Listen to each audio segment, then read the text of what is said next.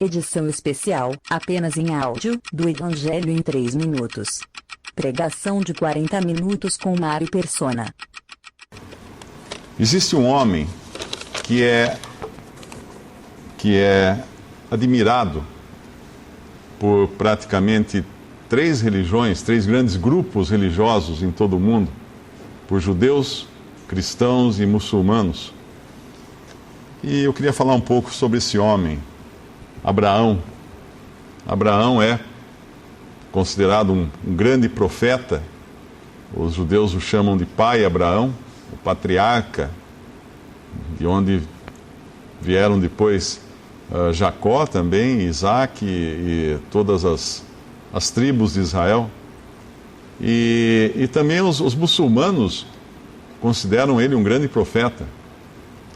E os cristãos também, porque no Novo Testamento Abraão é mencionado várias vezes, inclusive nas cartas dos apóstolos, como um homem de fé.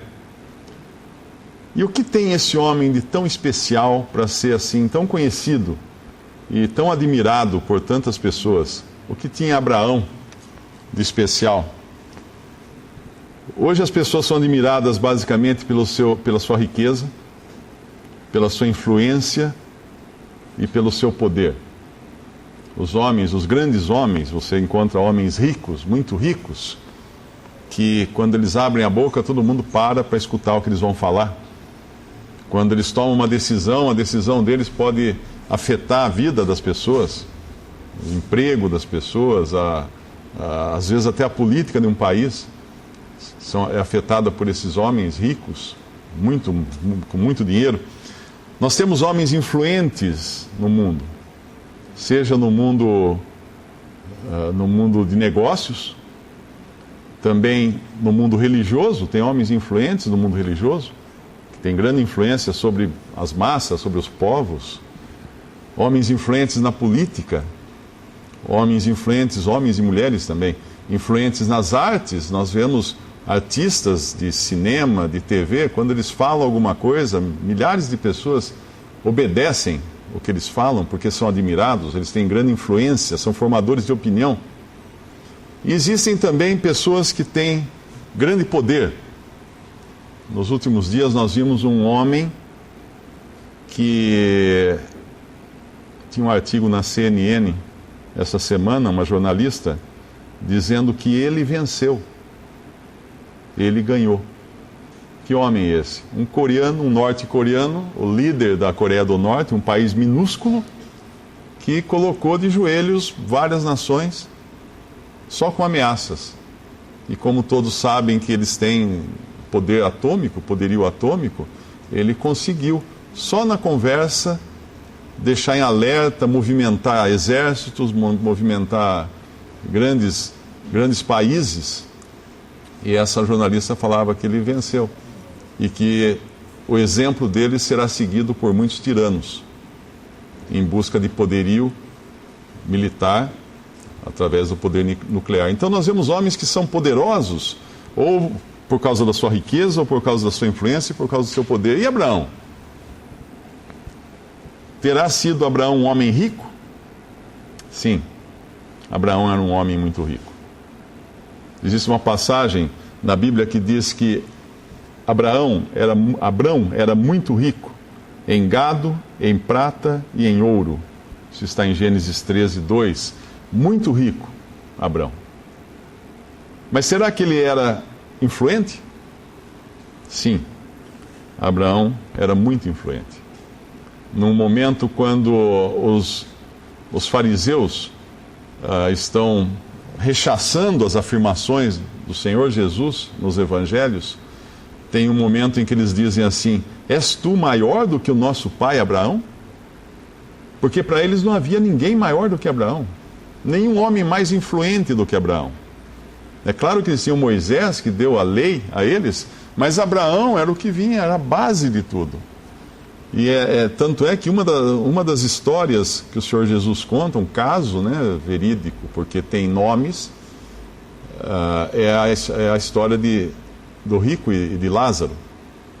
E nessa passagem da Bíblia, Deus é apresentado com o nome de Abraão, pai Abraão, ali representando a Deus, como uma figura de Deus. E tão influente que esse homem é, e foi, e é, continua sendo, para os judeus e também para esses grupos religiosos.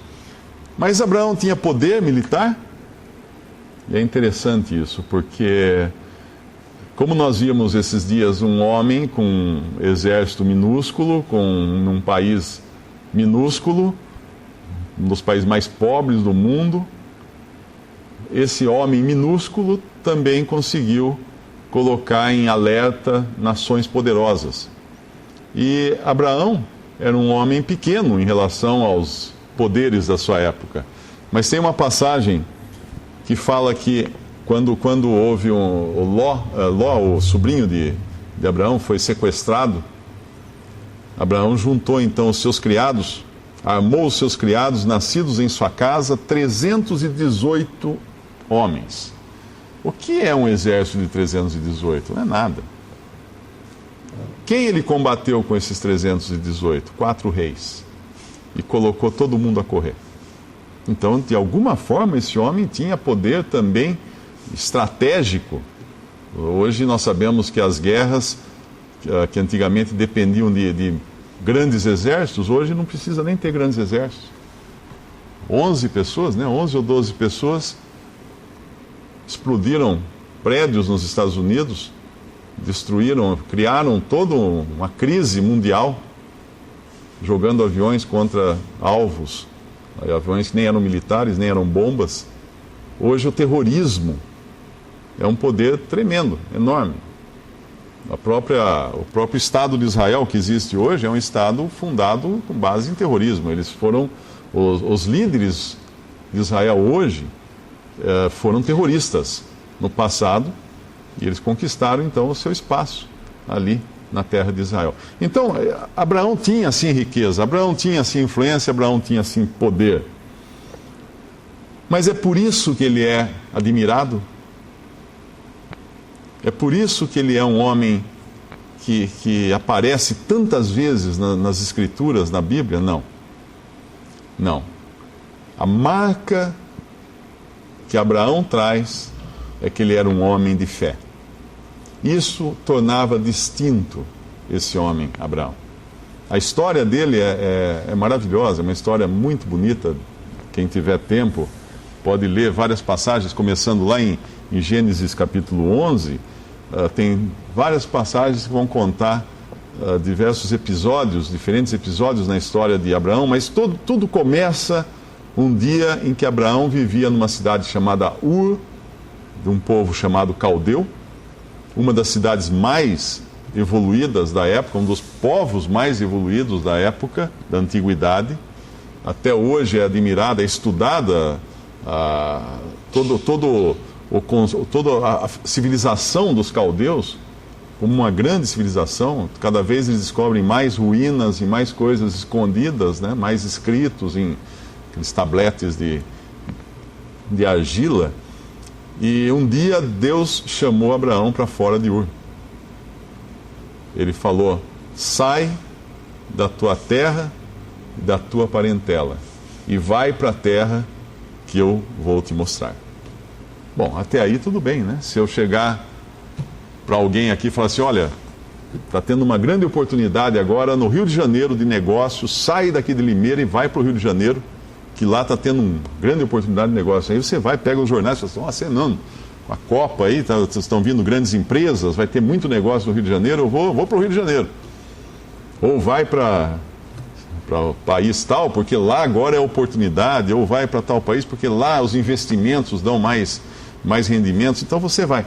Agora, o que Deus efetivamente falou para Abraão foi o seguinte: sai da terra de Ur e vai para a terra que eu vou te mostrar.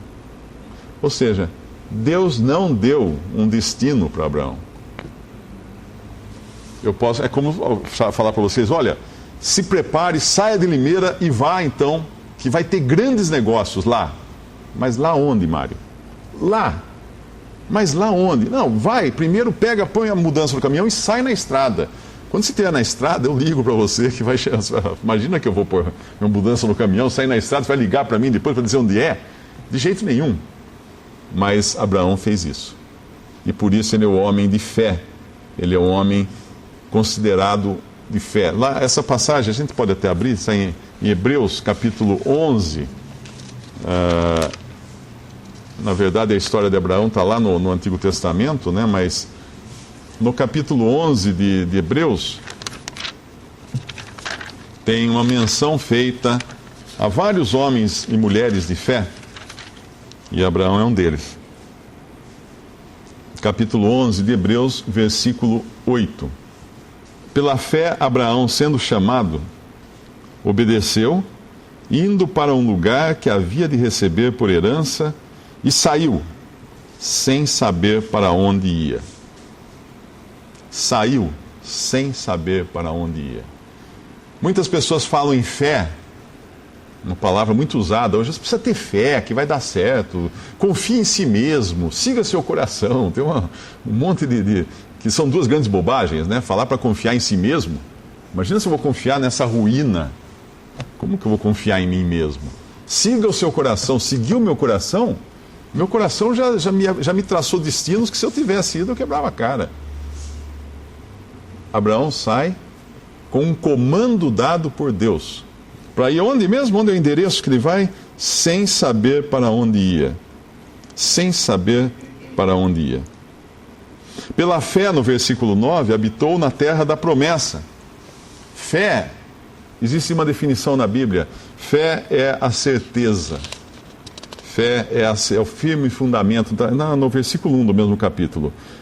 A fé é o firme fundamento, firme alicerce das coisas que se esperam e a prova das coisas que se não veem.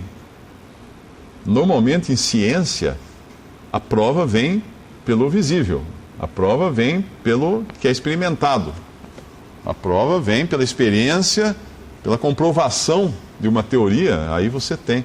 A fé não. A fé, o fundamento da fé são coisas que se esperam. Você ainda não tem elas. E é a prova das coisas que você não vê. Por isso é fé. Senão seria vista. Senão seria visão. A questão toda não é quanta fé alguém tem. Se tem muita fé, se tem pouca fé, se tem média fé.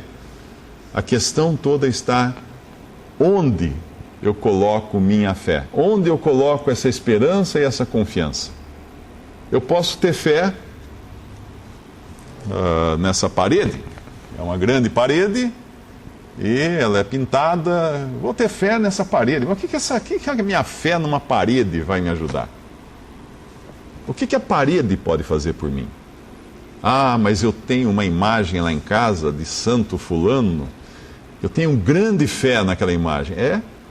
Você precisa às vezes tirar o pó dela? Ah, precisa, né? Mas se aquela imagem não consegue nem tirar o pó de si mesma, como é que ela pode fazer alguma coisa por você? Ah, mas eu tenho fé num pé de coelho que eu carrego no chaveiro, que me dá uma sorte tremenda. É? O coelho tinha 4 e morreu. Não deu sorte nenhuma para ele ter 4 pés de coelho. Não é a fé que importa, é onde eu coloco a minha fé. E onde eu coloco a minha fé? Abraão creu em Deus. Pela fé, Deus chamou Abraão. E Abraão, pela fé, crendo no que Deus disse, saiu da sua terra e foi esperando. Ele ficou na esperança também. Onde Deus vai me levar? Não sei. E ele vai habitar então na terra da promessa, no versículo 9, como em terra alheia, morando em cabanas, com Isaac e Jacó, herdeiros com ele da mesma promessa, que Isaac e Jacó depois também viveram assim, em cabanas, porque esperava a cidade que tem fundamentos, da qual o artífice e construtor é Deus. Pela fé também, essa cidade que tem fundamentos, na verdade era a esperança dele. Nós vimos duas coisas. A fé é a prova das coisas que se não veem. Então ele saiu sem enxergar. Mas a fé também é o firme fundamento das coisas que se esperam. Abraão tinha uma esperança, que Deus deu uma esperança a ele, a terra. E Deus deu uma ordem. Vai. E ele foi esperando chegar nessa terra que Deus iria indicar para ele. Mas no versículo 11, pela fé também a mesma Sara recebeu a virtude de conceber e deu à luz já fora da idade, porquanto teve por fiel aquele que lhe tinha prometido. Pelo que também de um, e este já amortecido, descenderam tantos em multidão como as estrelas do céu e como a areia inumerável que está na praia do mar. Um já amortecido. O que ele está dizendo aqui? Sara era uma idosa. Abraão era um homem centenário. Os dois eram muito velhos. Muito velhos. Quando eles tiveram o filho Isaque. Eles eram muito velhos. Eles não estavam... Hoje se fala muito em terceira idade, né? Eu já estava na quarta, quinta idade eles estavam. Se fala em melhor idade, né? Hoje, tentando mascarar a velhice, né? Melhor idade deve ser para os médicos, né? Que vão vender mais consultas, ou melhor idade porque acaba logo. Mas não é realmente a melhor idade. A Bíblia fala que não é a melhor idade. A Bíblia fala para buscar o Senhor nos dias da tua mocidade. Por quê? Porque antes que venham os maus dias, nos quais digas, não tenho neles prazer. E aí começa uma relação toda das coisas que começam a falhar. Os olhos, os ouvidos, os dentes, a saúde, e vai, é só decadência total. E nesse estado de decadência, de amortecimento que fala aqui, já amortecido, eles tiveram um filho. Um milagre de Deus, e Deus tinha prometido esse filho para eles. E Abraão creu. Num determinado momento, ele duvida, né, até a Sara o influencia para que tenha um filho de sua serva, mas ainda não estava cumprida a promessa, e Deus havia feito uma promessa a ele, e Deus havia feito a promessa que a sua descendência seria como estrelas. Mas onde Abraão foi buscar, vamos chamar assim, forças, ou foi buscar segurança para crer desse jeito? Primeiro ele creu na palavra de Deus, no que Deus disse. Mas se nós abrirmos em Gênesis 15, Gênesis capítulo 15, lá no começo da Bíblia, eu tinha falado antes que era capítulo 11 que começava a história de Abraão, correção, era no capítulo 12, quem quiser ler a vida de Abraão, comece do capítulo 12 de Gênesis. Mas em Gênesis capítulo 15, nós vamos encontrar, Deus já havia falado com Abraão, Deus já havia conversado com ele algumas vezes aqui antes, havia chamado Abraão, mas no capítulo 15 é interessante, porque diz assim: depois dessas coisas veio a palavra do Senhor a Abraão em visão, dizendo, não temas, Abraão. Aqui ele chamava-se Abrão ainda. O nome dele seria mudado mais tarde para Abraão. Eu não me lembro o significado exato desses nomes, Abrão e Abraão. Tem um significado também no hebraico. Mas o que importa aqui é Deus falando com ele: não temas, Abrão, eu sou o teu escudo, o teu grandíssimo galardão. Então disse Abrão: Senhor Jeová, que me has de dar, pois ando sem filhos, e o mordomo da minha casa é o Damasceno Eliezer. Ele teria que deixar toda aquela herança, toda a sua riqueza, para o mordomo de sua casa, porque ele não tinha descendência. E para uma pessoa vivendo naquele tempo dos patriarcas, ainda naqueles tempos antigos, a descendência era uma coisa importantíssima, porque era a segurança dele transmitir a sua herança ao longo da sua genealogia. Disse mais Abrão, versículo 3, eis que me não tens dado semente, e eis que um nascido na minha casa será o meu herdeiro. E eis que veio a palavra do Senhor a ele, dizendo, este não será o teu herdeiro, mas aquele que de tuas entranhas sair, esse será o teu herdeiro. E agora essa é a passagem maravilhosa. Então o levou fora e disse, olha agora para os céus, e conta as estrelas se as podes contar. E disse-lhe, assim será a tua semente. E creu ele no Senhor, e foi-lhe imputado isto por justiça. Disse-lhe mais, eu sou o Senhor que te tirei de Ur dos Caldeus para dar-te a ti esta terra, para herdares. Ele leva Abraão para fora, Provavelmente eles estavam dentro da tenda de Abraão. Ele leva Abraão para fora e diz: olha agora para os céus. Olha agora para os céus. Uma grande diferença entre um ser humano e um animal é que o animal não olha para o céu. Talvez um macaco na árvore, quando escute uma águia gritando, ele deu uma levantada de pescoço, mas eles são encurvados, né? Os animais geralmente são encurvados. Até a girafa, que é um animal tão alto, ela está sempre procurando comer as coisas que estão na frente, na árvore, ou beber água embaixo. Os animais não olham para cima. E os animais, os quadrúpedes, né?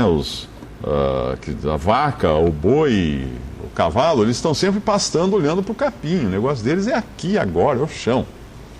Olha para os céus, Deus fala para Abraão. E eu pergunto para você nessa noite, para onde você está olhando, buscando o seu destino? Onde você quer morar? Porque, como eu falei aqui, o nosso corpo ele vai se deteriorando. A morte é uma questão de tempo.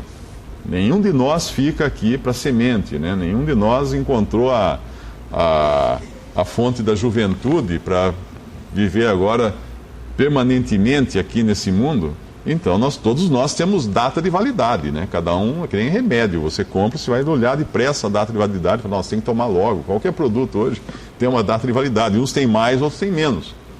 Você compra um vidro de mel, ele tem lá talvez seja o alimento com maior data de validade, né? Porque já encontraram mel até em sepulturas e ele estava ainda fresco, porque ele se conserva desde que bem fechado.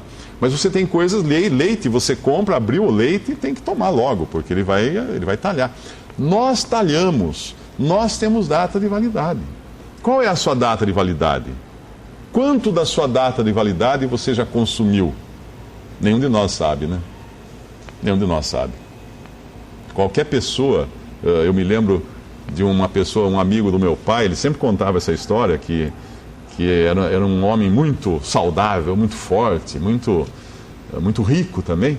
E a mulher dele sempre doente, sempre na cama, sempre doente, sempre enferma. E ele costumava falar para ela assim, quando você morrer, eu vou fazer isso, eu vou preparar dessa forma o seu enterro, etc, etc. Não precisa nem falar o que aconteceu, né?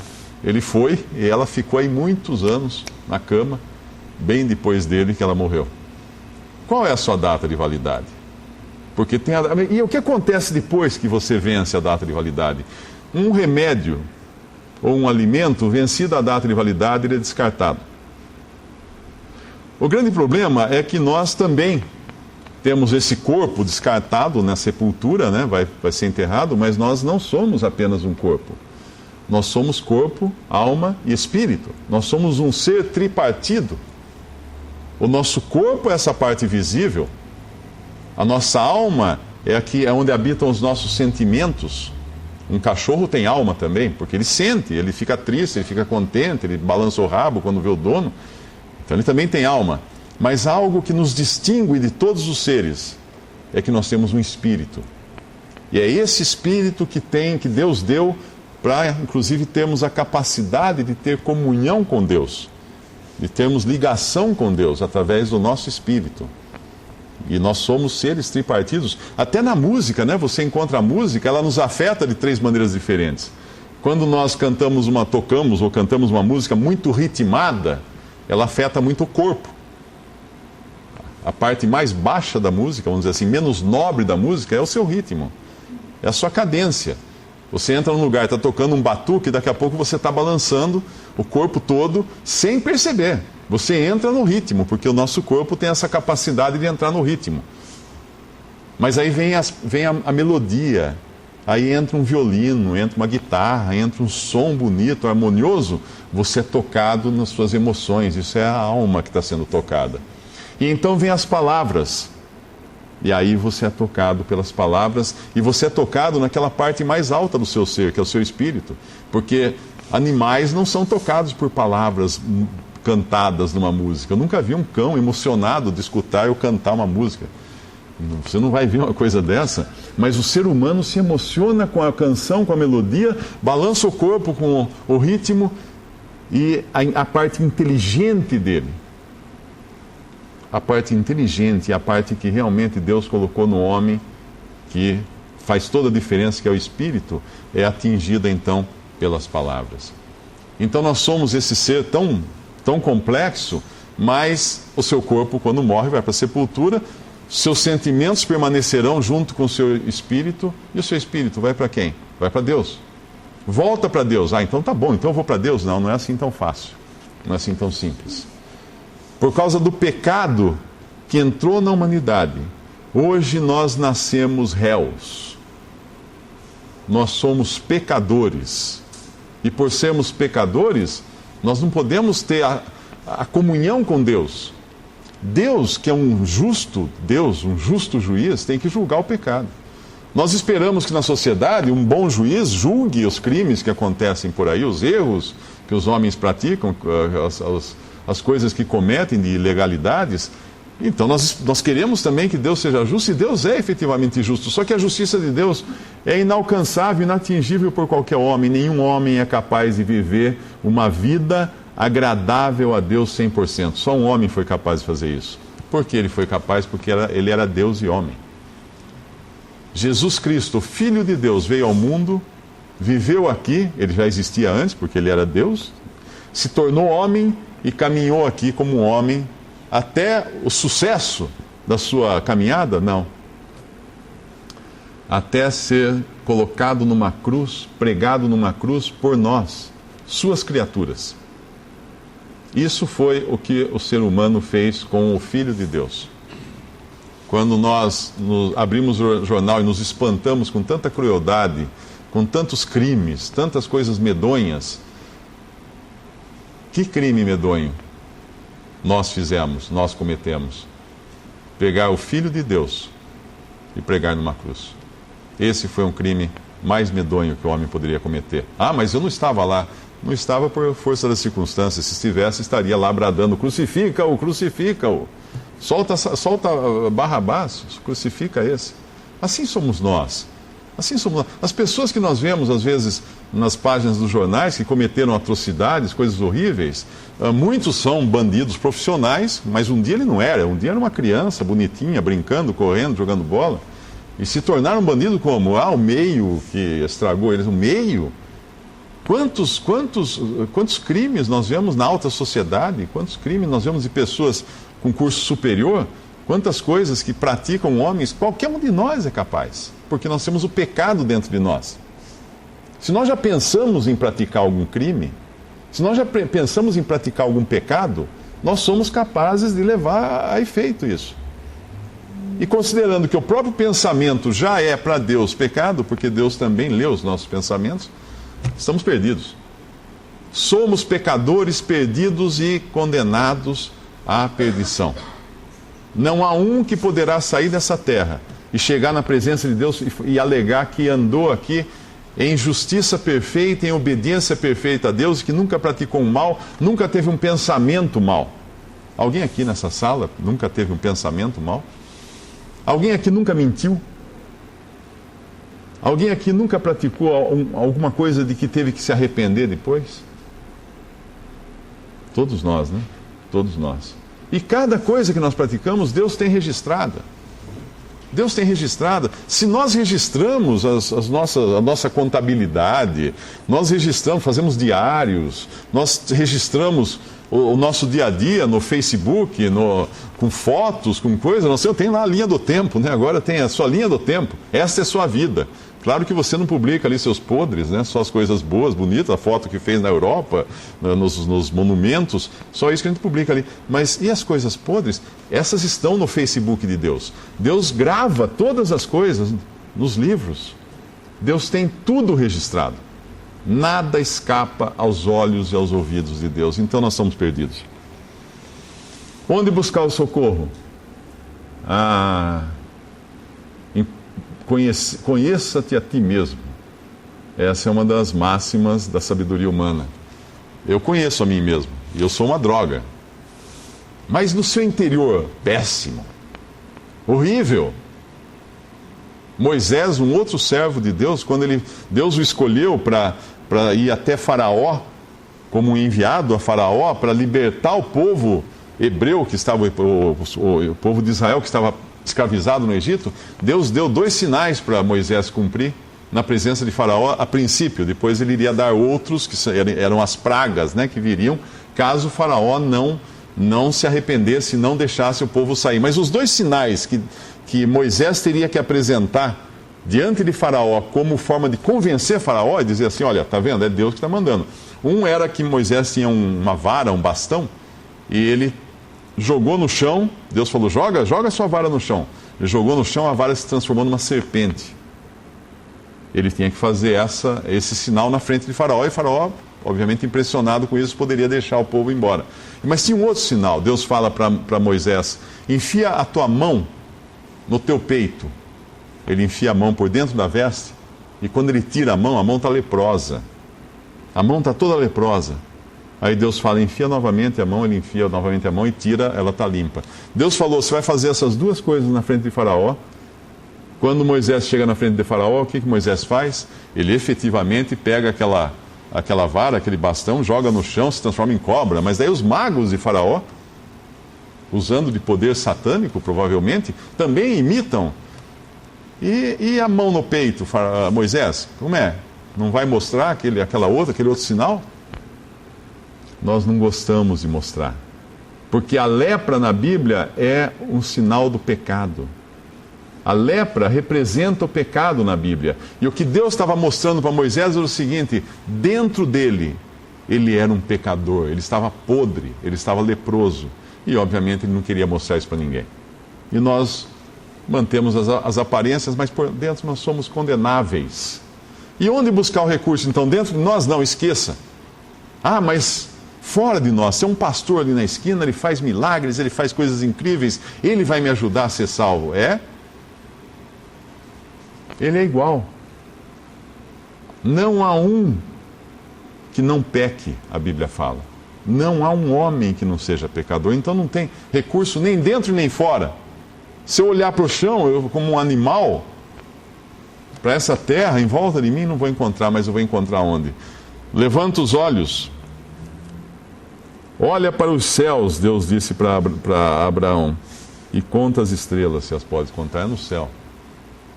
É lá que eu tenho que olhar, eu tenho que buscar nos céus, na habitação de Deus, o meu recurso, a minha salvação.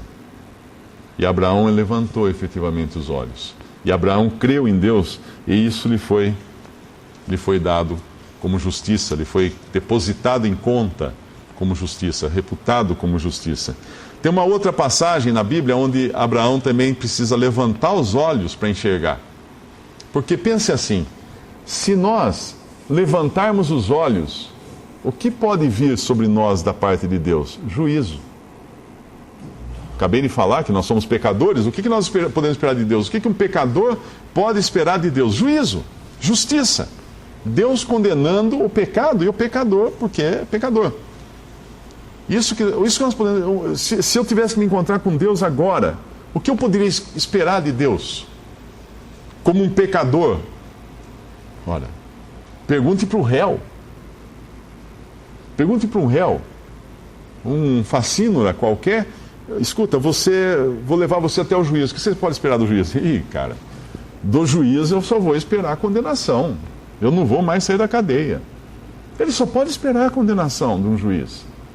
Então, eu levanto os olhos para os céus, mas o que pode me ajudar vindo dos céus? Se Deus é um Deus justo que vai julgar o pecador. No capítulo 22 de Gênesis, um pouco adiante da nossa passagem, nós vamos encontrar Abraão agora já com o seu filho Isaque. Deus efetivamente cumpriu a sua promessa, porém Deus vai colocar agora uma prova em Abraão. Deus vai provar, vai testar a fé de Abraão. E Deus chega para Abraão e fala assim: toma o teu filho, no versículo 2, o teu único filho, Isaque, a quem amas, e vai-te à terra de Moriá, e oferece-o ali em holocausto. O que é holocausto? É amarrar num altar, em cima de uma pilha de lenha e pôr fogo. Oferece-o ali em holocausto sobre uma das montanhas que eu te direi. E Abraão faz essa loucura, Abraão faz.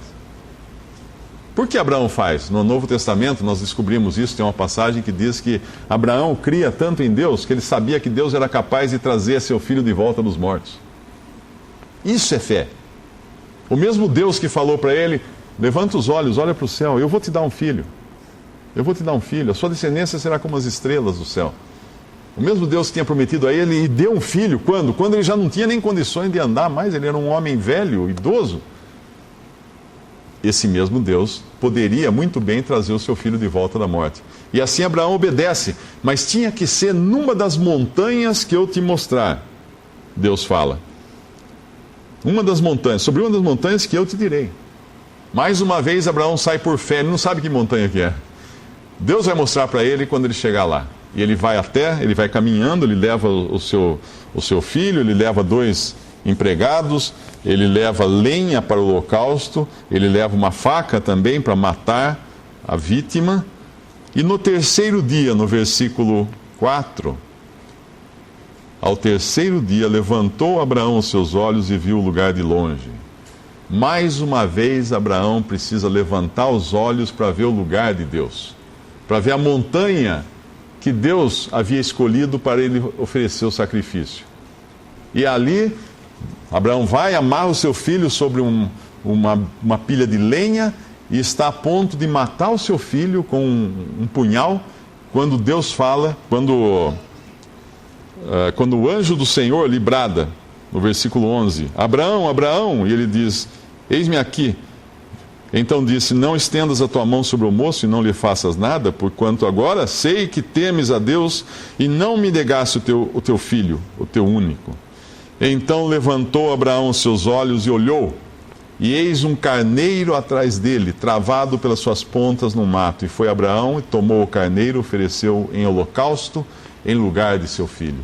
Mais uma vez Abraão precisa levantar os olhos para enxergar esse carneiro, preso pelos chifres no arbusto. Esse carneiro morre então no lugar de Isaque. O sacrifício que Deus exigia era Isaque. Mas Deus proveu um substituto para Isaque, que era o carneiro. Mas para isso Abraão precisou escutar a voz de Deus e levantar os olhos para enxergar o carneiro. E qual carneiro poderia ser o meu substituto, poderia ser o seu substituto?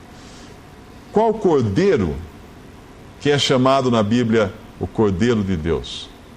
Quando o Senhor Jesus começa o seu ministério por volta dos 30 anos de idade, João Batista o vê, aponta para ele e diz às pessoas que estão em volta de si, eis o Cordeiro de Deus que tira o pecado do mundo. Ali estava o verdadeiro Cordeiro que seria sacrificado de uma vez para sempre no lugar do ser humano.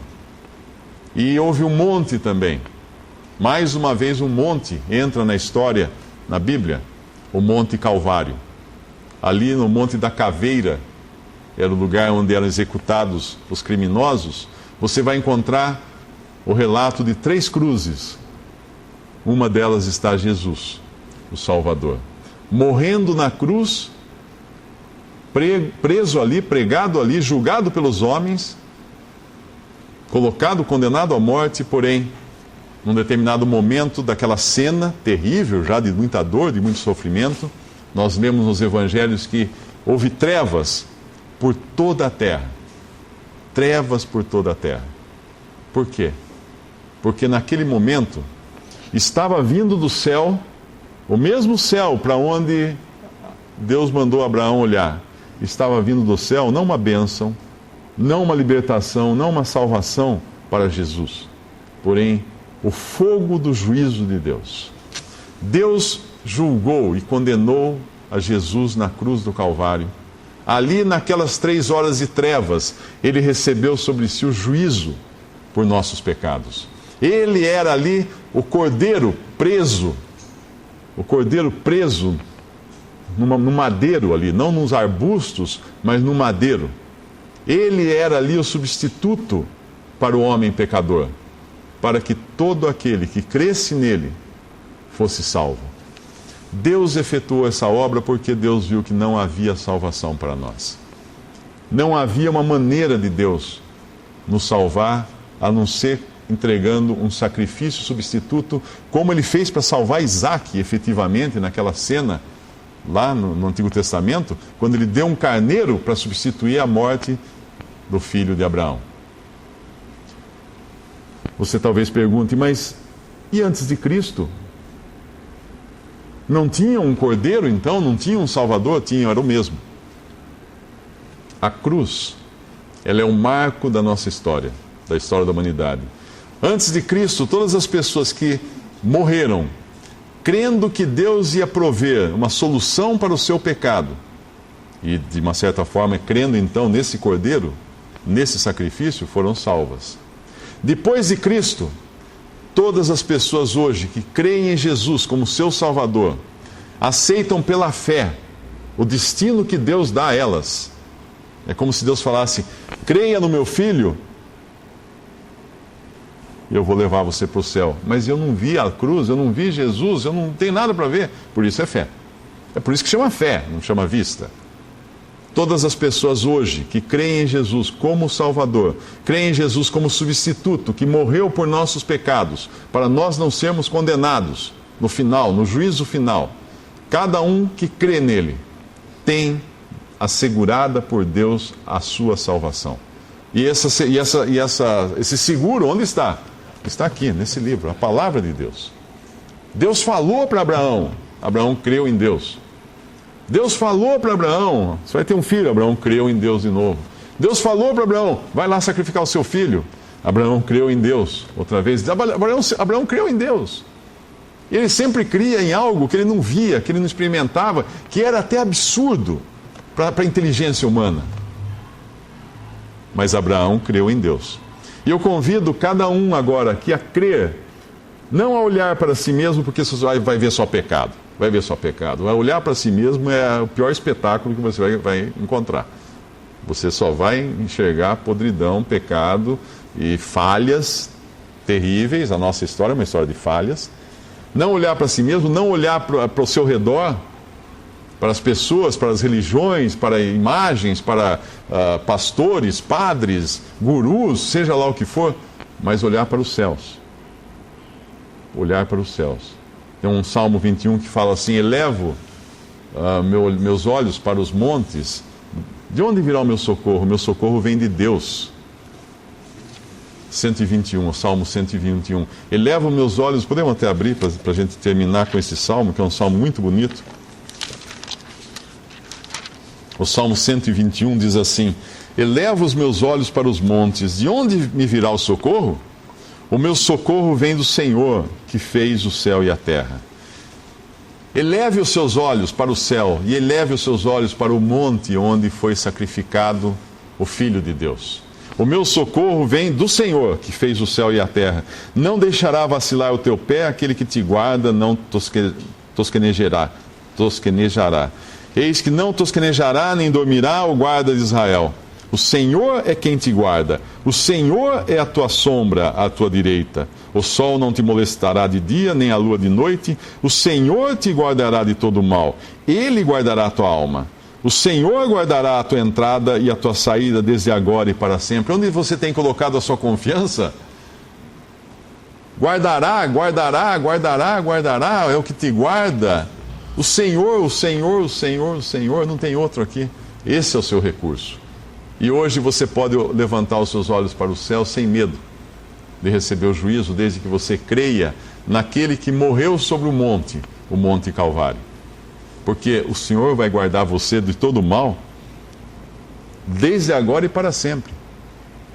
Eu me lembro daquela passagem no Antigo Testamento, quando havia uma família na terra, a terra toda corrompida pelo pecado, não havia nada que se aproveitava mais na terra. Deus escolheu uma família, a família de Noé. Noé e a sua família, para salvar essa família. E Deus manteve essa família impermeável aos pecados e aos erros e às coisas terríveis que os homens estavam praticando, até que ele terminasse de construir uma arca, que era o meio de salvação.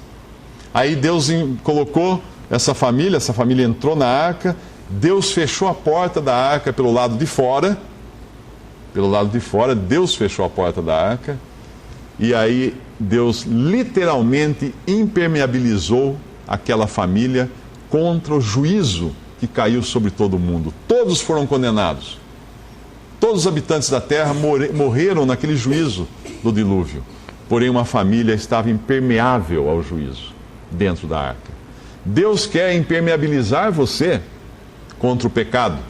E Deus quer impermeabilizar você contra o juízo que virá.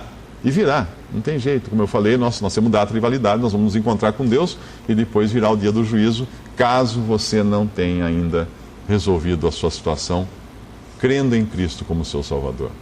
Abraão creu em Deus, e isso lhe foi imputado, foi colocado em sua conta como justiça.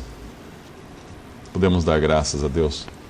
Nosso Deus e nosso Pai, que maravilhosa graça, Pai, que Tu nos deste, entregando o Teu próprio Filho na cruz, para nos substituir ali, morrer ali em condições tão terríveis de juízo, recebendo o castigo divino, que Ele mesmo não merecia, mas em nosso lugar, pagando o preço que nós deveríamos pagar, para não sermos condenados.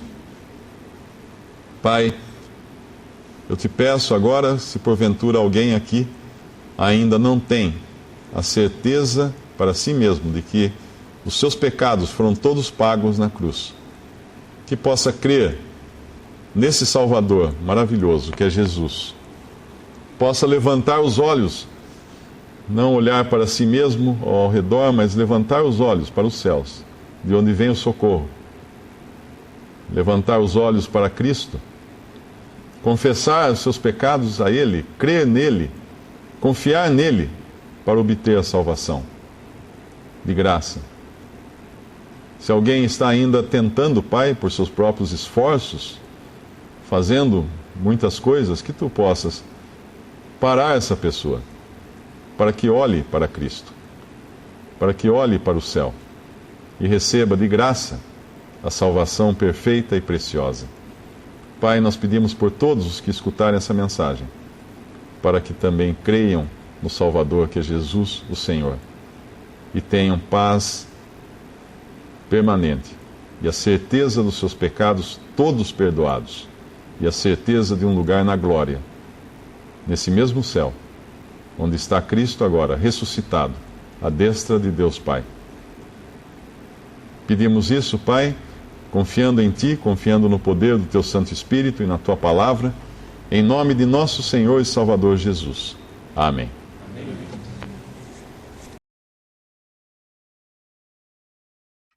Visite 3minutos.net.